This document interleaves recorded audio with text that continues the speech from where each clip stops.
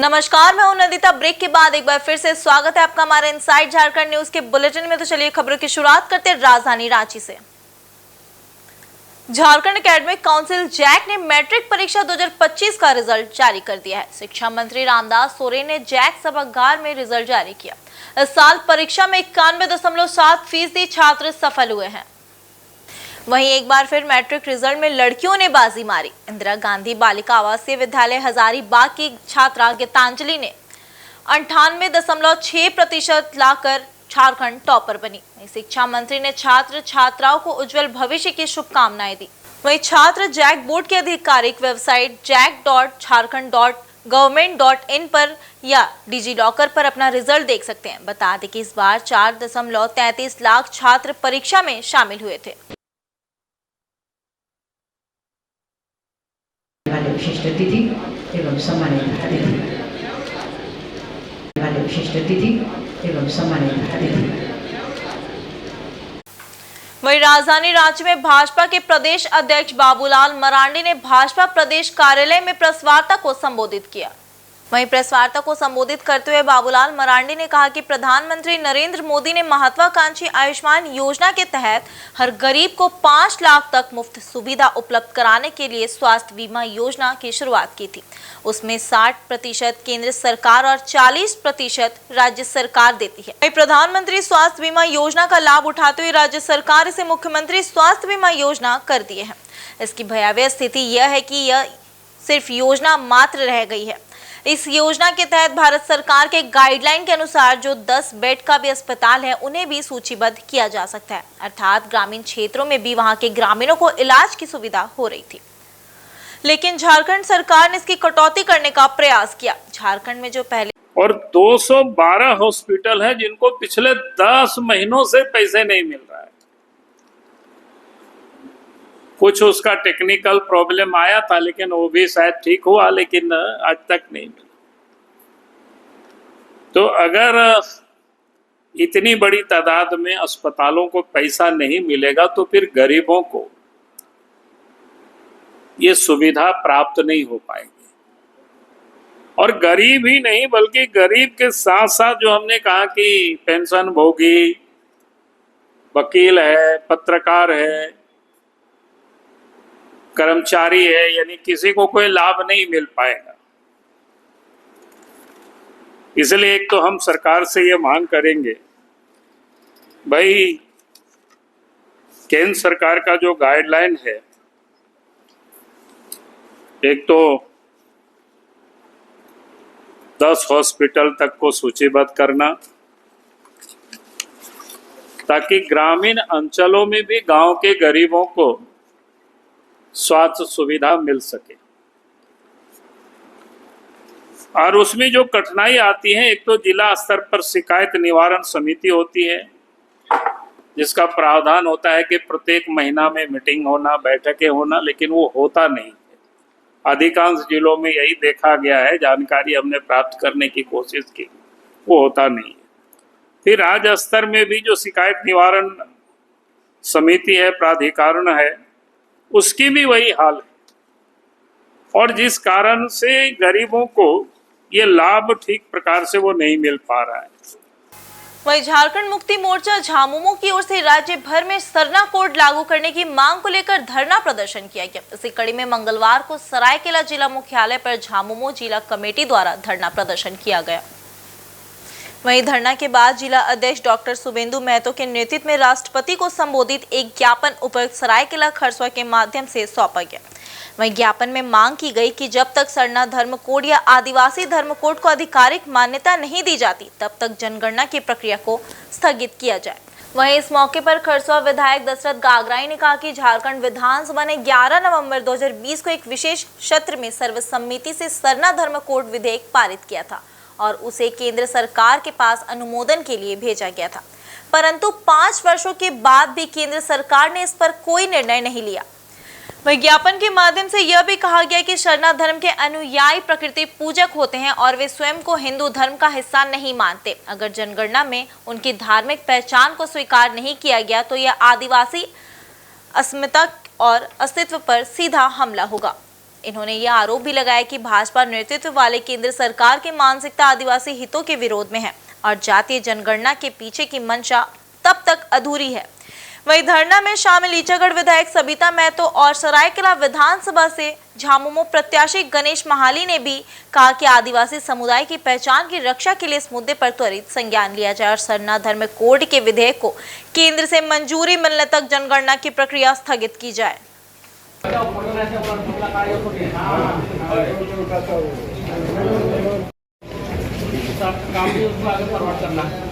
से झारखंड मुक्ति मोर्चा के द्वारा राज्यव्यापी आज एक दिवसीय धरना कार्यक्रम का आयोजन किया गया है। ये धरना कार्यक्रम का आयोजन सरना धर्म कोड को लेकर के हम लोग 2021 से लगातार सरना धर्म कोड का मांग भारत सरकार के समक्ष रखते आ रहे हैं और भारत सरकार ने आज तक उस पर किसी भी प्रकार का ना विचार किया और उस पर किसी भी प्रकार का ना राज्य सरकार के साथ में वार्ता करने का काम किया।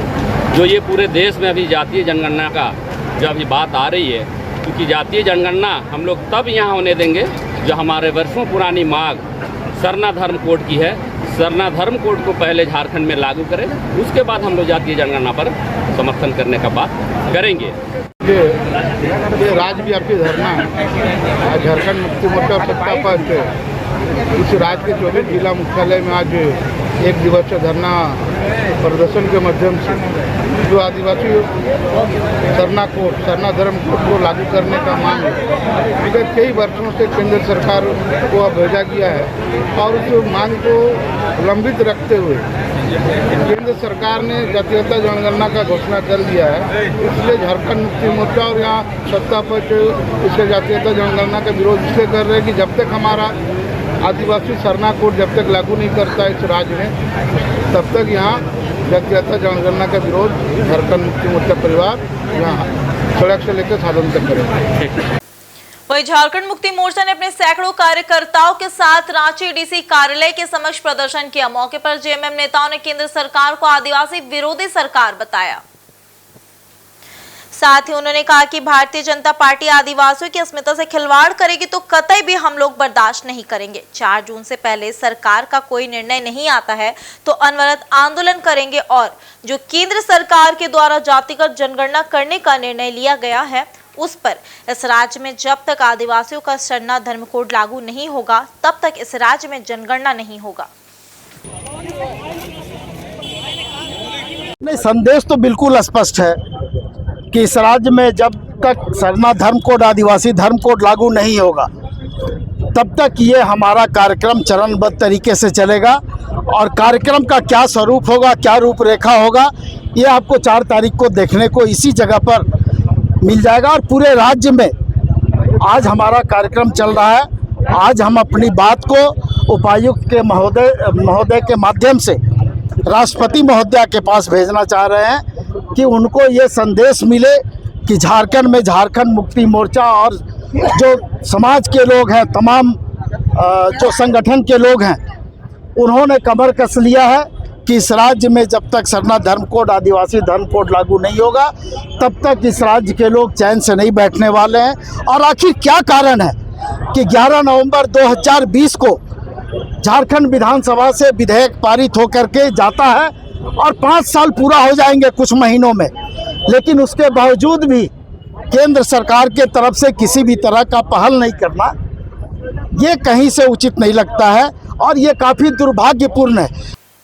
जमशेदपुर के सोनारी थाना क्षेत्र अंतर्गत सर्किट हाउस एरिया स्थित साईं मंदिर के समीप एक अनियंत्रित कार आंतरिक संसाधन विकास केंद्र की 4 दीवारी को तोड़ते हुए सीधे कैंपस के भीतर घुस गई। हादसा इतना जोरदार था कि 4 दीवारी पूरी तरह क्षतिग्रस्त हो गया। हालांकि गनीमत रही कि कोई बड़ा जान माल का नुकसान नहीं हुआ। प्रत्यक्षदर्शियों के अनुसार कार तेज रफ्तार में थी और अचानक नियंत्रण खो बैठी। टक्कर के बाद कार वहीं रुक गई। इस हादसे में कार चालक को चोट आई, जिसे तत्काल इलाज के लिए एमजीएम अस्पताल ले जाया गया। सूचना मिलते ही सोनारी थाना के पुलिस मौके पर पहुंची और जांच शुरू की। पुलिस ने दुर्घटनाग्रस्त कार को जब्त कर लिया। कार बिल्कुल नई बताई जा रही है और उस पर कोई नंबर प्लेट भी नहीं है, जिससे उसकी पहचान में पुलिस को दिक्कत हो रही है। पुलिस अधिकारियों ने बताया कि मामले की जांच जारी है और यह भी देखा जा रहा है कि वाहन चालक के पास वैध कागजात है या नहीं। सुरक्षा की दृष्टि से घटनास्थल की निगरानी भी की जा रही है।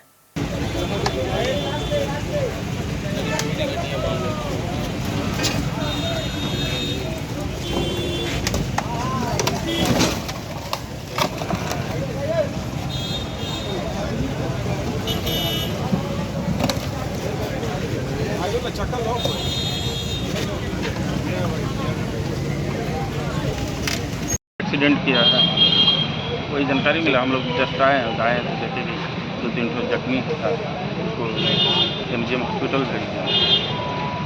ये पता चला ये लोग कहाँ का था? नहीं, कैसे हुआ है कुछ पता चला? नहीं, वो स्पीड में आया, डिवाइडर में टकरा के इधर आ गया। ठीक। भारतीय प्रशासनिक सेवा के अधिकारी कर्ण सत्यार्थी ने पूर्वी सिंहभूम जिले के 25वें उपायुक्त के रूप में पदभार ग्रहण किया। समाहरणालय सभागार में एक सादे परंतु गरिमामय समारोह में निवर्तमान उपायुक्त अनन्य मित्तल ने उन्हें कार्यभार सौंपा।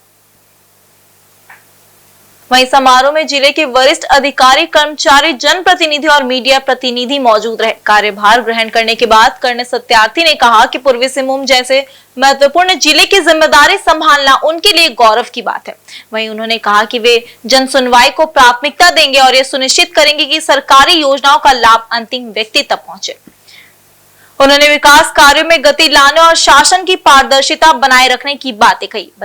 वहीं बता दें कि कर्ण सत्यार्थी से पहले गुमला जिले के उपायुक्त रह चुके हैं और प्रशासनिक सेवा में उनकी दक्षता एवं जन सहभागिता की नीति के लिए वे जाने जाते हैं। अब पूर्वी सिंहभूम में भी वे नई ऊर्जा और संकल्प के साथ कार्य आरंभ करेंगे। निवर्तमान उपायुक्त अनन्य मित्तल ने अपनी विदाई संबोधन में जिले में अपने कार्यकाल के दौरान मिले सहयोग के लिए सभी अधिकारियों, कर्मचारियों एवं आम नागरिकों का आभार जताया। उन्होंने लोकसभा व विधानसभा चुनाव के शांतिपूर्ण संचालन में मिले सहयोग की विशेष सराहना की और विश्वास जताया कि कर्ण सत्यार्थी के नेतृत्व में जिला और अधिक विकास करेगा। वही समारोह में उप विकास आयुक्त, परियोजना निदेशक, ADC, SDM धारभूम, विभिन्न विभागों के पदाधिकारीगण और मीडिया प्रतिनिधि उपस्थित रहे। सभी ने नए उपायुक्त का स्वागत करते हुए उन्हें शुभकामनाएं दी।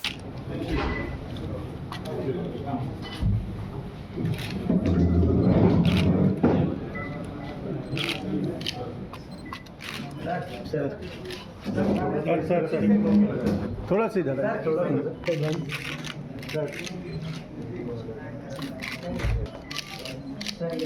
सरकार की प्राथमिकताएं हैं, जो भी स्कीमें हैं सरकार की, राज्य सरकार की और केंद्र सरकार की, उनका इफेक्टिव क्रियान्वयन जो ऑलरेडी हो रहा है उसको और आगे बढ़ाना, यही प्राथमिकता। और हमारे प्रेडेसेसर अनन्य सर की जो भी इनिशिएटिव्स होंगे उनको भी हम लोग कंटिन्यू करेंगे।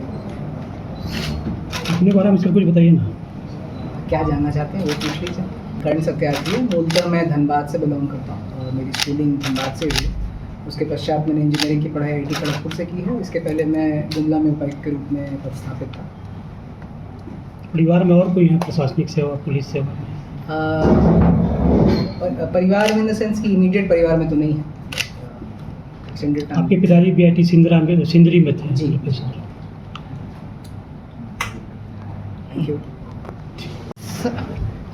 कौन सा ऐसा काम है जो मलाल रह गया, नहीं हुआ? नहीं, सारे कार्य बहुत तत्परता से हम लोगों ने करने का प्रयास किया और सभी स्टाफ का, सभी ऑफिसर्स का, जनप्रतिनिधियों का, मीडिया का, सभी लोगों का बहुत सहयोग मिला। आम जनमानस का बहुत सहयोग मिला।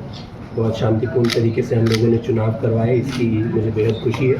और मेरे बाप जो पदभार ग्रहण कर रहे हैं वो बहुत ही एबल ऑफिसर हैं और वो कार्य को ज़रूर ही यहाँ से आगे बहुत आगे तक लेके जाएंगे, इसी की मैं आशा होती है।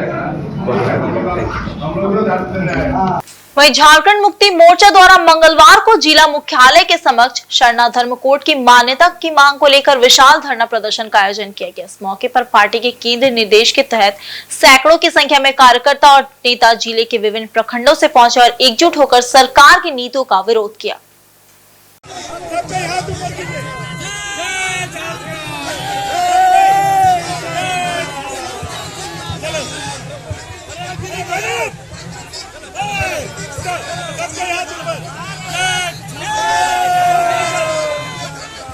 वहीं धरना में विधायक मंगल कालिंदी, विधायक समीर मोहंती, कुणाल सारंगी और सुमन महतो, मोहन कर्मकार, सागेन पूर्ति, सुनील महतो, मीता समेत पार्टी के कई वरिष्ठ नेता मौजूद थे। सभी ने एक स्वर में कहा कि जब तक आदिवासी समुदाय को उनकी धार्मिक पहचान के रूप में सरना धर्म कोड को संवैधानिक मान्यता नहीं दी जाती, तब तक किसी भी कीमत पर जातीय जनगणना होने नहीं दिया जाएगा। वहीं उन्होंने कहा कि यह आदिवासी असीमता और अधिकारों की लड़ाई है। धरना प्रदर्शन में शामिल कार्यकर्ताओं की भारी भीड़ से जिला मुख्यालय का क्षेत्र झामुमो के नारों और बैनरों से पट गया। वहीं पारंपरिक परिधानों में पहुंचे कार्यकर्ताओं ने सांस्कृतिक एकता और आदिवासी पहचान को भी मजबूती से प्रस्तुत किया। सभा स्थल पर सरना धर्म कोड के समर्थन में नारेबाजी होती रही। वहीं धरने के बाद झामुमो नेताओं के प्रतिनिधि मंडल ने उपायुक्त कार्यालय पहुंचकर सरना धर्म कोड की मान्यता के संबंधित ज्ञापन सौंपा। उन्होंने स्पष्ट किया कि आंदोलन केवल शुरुआत है और अगर मांगे नहीं मानी गई तो राज्यव्यापी आंदोलन की रूपरेखा तैयार की जाएगी।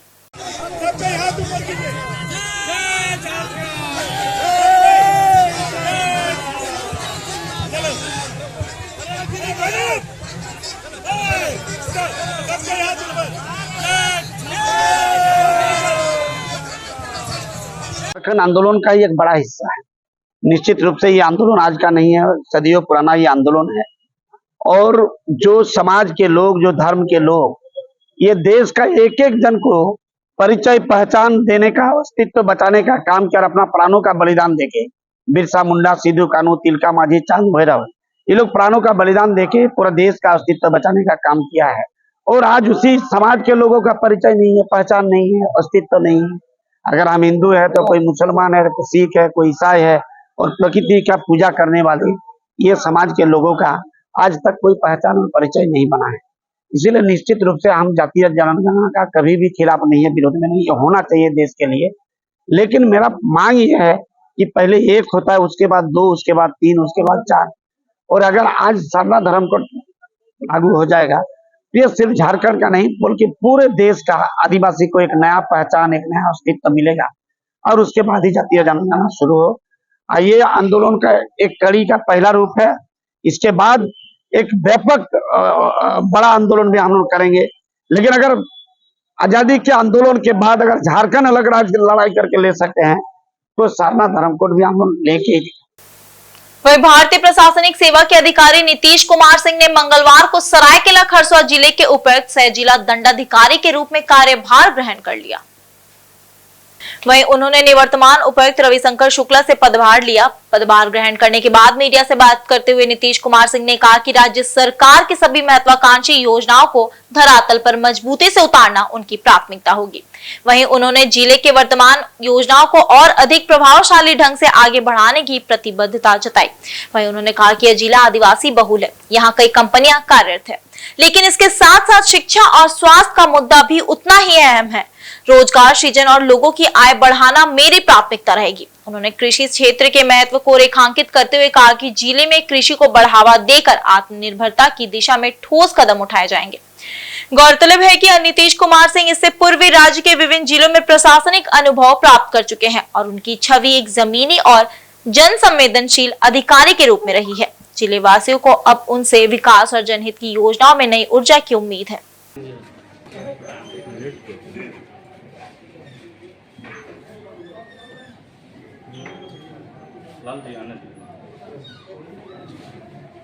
प्राथमिकताएं हैं जो भी राज्य सरकार ने की जो भी सबसे महत्वाकांक्षी योजनाएं हैं उनको, साथ ही में जो ऑलरेडी जिले में जो योजनाएं चल रही हैं, जो भी कदम उठाए गए हैं उसको और बेहतर तरीके से क्रियान्वित करने का और इसको आगे ले जाने का ही मेरा ध्येय रहेगा। प्रायोरिटी क्या रहेगा सर?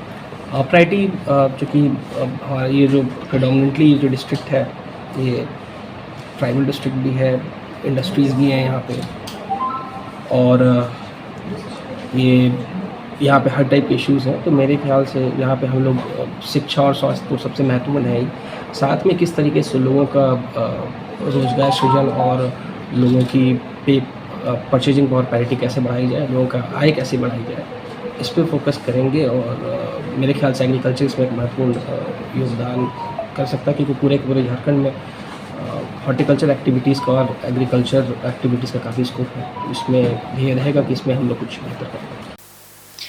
वहीं पूर्वी सिंहभूम स्थित पोटका में हरिना पंचायत के अंतर्गत आंगनबाड़ी केंद्र में पढ़ाई के दौरान 4 वर्षीय संजना सरदार को जहरीले सांप के काटने से संजना सरदार की मौके पर ही मौत हो गई, जिसके बाद ग्रामीण में काफी आक्रोश देखा जा रहा है। चलेगा नहीं चलेगा, नहीं चलेगा। सेविका सवाई का तानाशाही नहीं चलेगा, नहीं चलेगा, नहीं चलेगा। सेविका सवाई का मनमानी नहीं चलेगा, नहीं चलेगा, नहीं चलेगा। वहीं ग्रामीणों द्वारा अपने बच्चों को आंगनबाड़ी में नहीं भेजा जा रहा। कारण यह है कि ग्रामीणों की मांग है कि आंगनबाड़ी सेविका शकुंतला बेशा एवं सहायिका बुधनी सरदार की लापरवाही के कारण बच्ची की मौत हुई है। वहीं बच्ची की मां संगीता सरदार, पिता दिलीप सरदार एवं महावीर सरदार कांग्रेस के आनंद दास एवं अन्य द्वारा आंगनबाड़ी सेविका सहायिका पर लापरवाही का आरोप लगाते हुए मांग की गई कि जिस समय संजना सरदार को सांप काटा है उस समय आंगनबाड़ी सेविका द्वारा परिजनों को इसकी सूचना नहीं दी और ना ही एम्बुलेंस को बुलाया गया, जिसके कारण संजना सरदार की मौत हो गई। इस लापरवाही को लेकर ग्रामीणों में काफी नाराजगी है। वहीं सेविका और सहायिका को निष्कासित करने की मांग को लेकर प्रखंड कार्यालय में जोरदार प्रदर्शन करते हुए कार्रवाई की मांग की गई। सेविका का सहायिका मैडम तानाशाही नहीं चलेगा, नहीं चलेगा, नहीं चलेगा। नजर तो देखा जाए सेविका और सहायिका का जब आंगनबाड़ी पढ़ने के समय उस समय बच्ची को सांप ने काटा और इतना ही लापरवाही, ना गांव वाला को सेविका ने बोला और ना ही उसका गार्जियन को बोला और ना ही 108 को फ़ोन किया। इतना लापरवाही के कारण बच्चे की मृत्यु हो गई और इतना लापरवाही जो सेविका ने किसी को बोला नहीं, उल्टा और महलम लगा रहा था और बच्ची को डांट रही थी, क्या सांप काट रही थी बोल रही थी। इसीलिए हम लोग गांव वाला बैठक किया, आम सभा किए और सेविका और सहायिका का दोनों को निष्कासित करेंगे और नया सेविका और सहायिका चयनित करेंगे। सरदार का देहांत हुआ तब से हम लोग डर के मारे हम बच्चा को नहीं भेजते आंगनबाड़ी। इसी के वजह हम लोग मतलब जब तक हम सेविका सहायिका को नहीं ये करेंगे तो हम लोग आंगनबाड़ी में बच्चे को नहीं भेजेंगे। मेरा बच्चा आंगनबाड़ी में जो पढ़ने गया था उस समय मेरा बच्चा उसमें काट के वो सांप काट के मार गया। इस वजह से हमको कुछ भी नहीं बताया सैया सेविका। तो क्या मांग कर रहे हैं आप लोग? हम लोग मांग कर रहे हैं अभी माने निष्कासित किया जाए और छूट पूरा किसको सेविका से हरिना पंचायत के कंदर गांव का है। एक छोटी सी बच्ची है 3-4 साल का जो आंगनबाड़ी गई हुई थी, लेकिन दुर्भाग्य की बात है कि आंगनबाड़ी सेविका और सहायिका का जो लापरवाही है, लापरवाही का चलते समझे क्या नहीं, एक उसमें सांप कटा। सांप कटने का बावजूद भी ना ग्रामीणों को ना उसका गार्जियन को लोग सूचित किया, ना 108 को भी नहीं बुलाया गया। अगर 108 को बुलाया जाता तुरंत तो बच्चा बाँच भी सकता था, समझे कि नहीं। लेकिन दुर्भाग्य की बात है, इसको घर लापरवाही है। ये लोग को जांच करके उचित लोग ग्रामीण जो मांग कर रहा है सेविका सहायक को हटाया जाए और इन लोग के ऊपर उचित कार्रवाई किया जाए, ये कार्रवाई होना चाहिए। वहीं आज के बुलेटिन में सिर्फ इतना ही। कल मिलते हैं नए समाचारों को लेकर, तब तक के लिए देखते रहिए इनसाइड झारखंड न्यूज। धन्यवाद।